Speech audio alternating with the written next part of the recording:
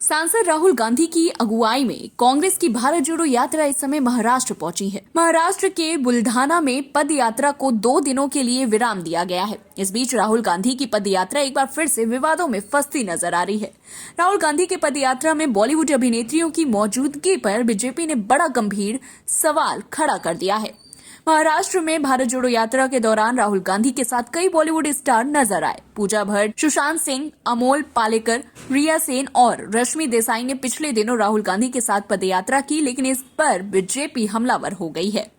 भाजपा ने गंभीर आरोप लगाते हुए कहा, राहुल गांधी के साथ पदयात्रा में शामिल होने के लिए बॉलीवुड स्टार को पैसे दिए गए।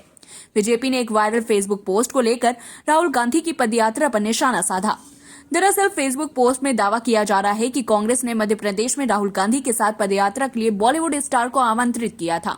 मैसेज में दावा किया गया है कि स्टार संभव लागत में राहुल गांधी के साथ 15 मिनट तक पदयात्रा में शामिल होने के लिए अपना स्लॉट बुक करा सकते हैं।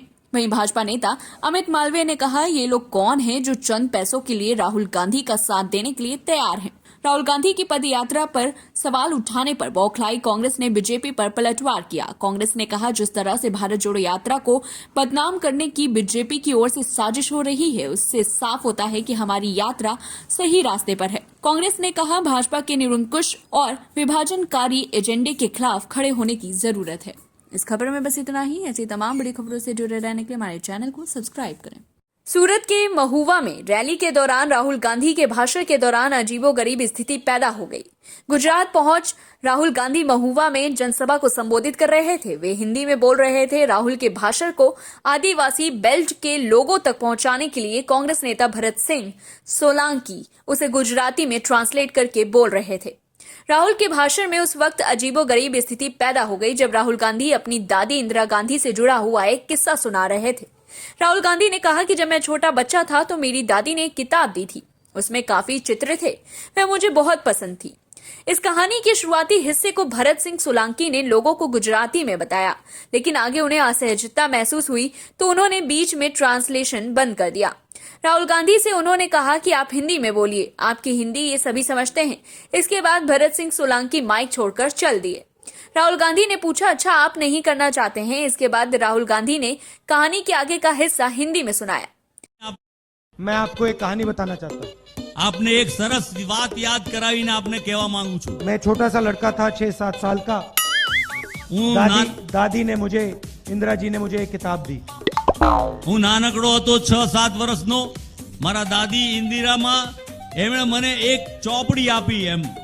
मुझे सबसे अच्छी लगती थी અને મને સૌથી વધારે ગમતી હતી એ ચોપડી, એ વાર્તા। उसमें फोटो की किताब थी।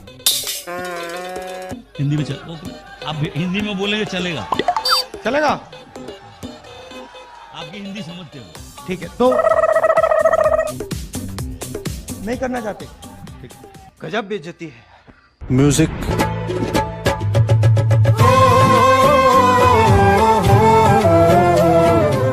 महुआ की सभा में पैदा हुई अजीबोगरीब स्थिति वाला वीडियो अब वायरल हो रहा है। राहुल गांधी की ये पहली रैली थी जो उन्होंने पार्टी के नेता और सांसद से विधायक अनंत पटेल के गढ़ में की। अनंत पटेल से गुजरात चुनावों के हमला भी हुआ था।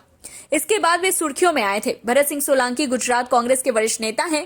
वे गुजरात के पूर्व मुख्यमंत्री माधव सिंह सोलांकी के बेटे हैं। वे कुछ समय के लिए गुजरात कांग्रेस के प्रमुख भी रह चुके हैं। गुजरात में 15वीं विधानसभा के चुनाव 2 चरणों में हो रहे हैं। प्रथम चरण में 89 सीटों के लिए 1 दिसंबर को वोट डाले जाएंगे। इन सीटों के लिए नामांकन की अंतिम तारीख 14 नवंबर है, तो वहीं दूसरी चरण में प्रदेश के 93 सीटों के लिए 5 दिसंबर को वोटिंग होगी।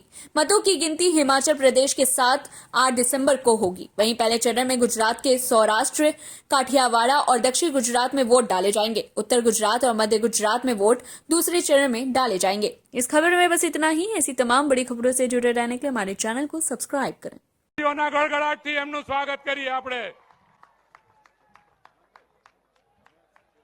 સાથે રાજસ્થાનના મુખ્યમંત્રી આદરણીય અશોક ગેહલોત સાહેબનું પણ હું હૃદયપૂર્વક સ્વાગત કરું છું।